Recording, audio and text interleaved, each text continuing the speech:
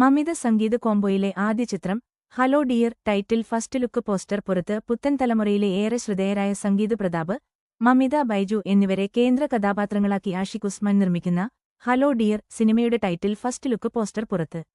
ആഷിഖ് ഉസ്മാൻ പ്രൊഡക്ഷൻസിന്റെ ബാനറിൽ ആഷിഖ് ഉസ്മാൻ നിർമ്മിക്കുന്ന പുതിയ ചിത്രം നടൻ കൂടിയായ ഡിനോയ് പൗലോസ് തിരക്കഥ രചിച്ചു സംവിധാനം ചെയ്യുന്നു.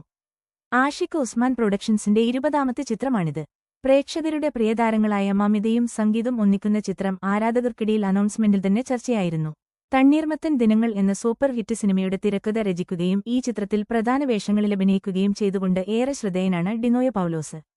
പൂർണ്ണമായും റൊമാന്റിക് കോമഡി ജോണറിലാണ് ഈ ചിത്രം ഒരുക്കുന്നത്.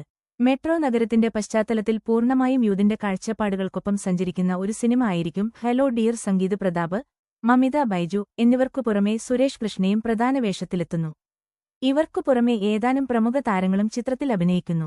സംഗീത സംവിധാനം നിർവഹിക്കുന്നത് ഗോവിന്ദ് വസന്ത. കൊച്ചിയിൽ ചിത്രീകരണം പുരോഗമിക്കുന്ന ചിത്രം സെൻട്രൽ പിക്ചേഴ്സ് പ്രദർശനത്തിനെത്തിക്കുന്നു.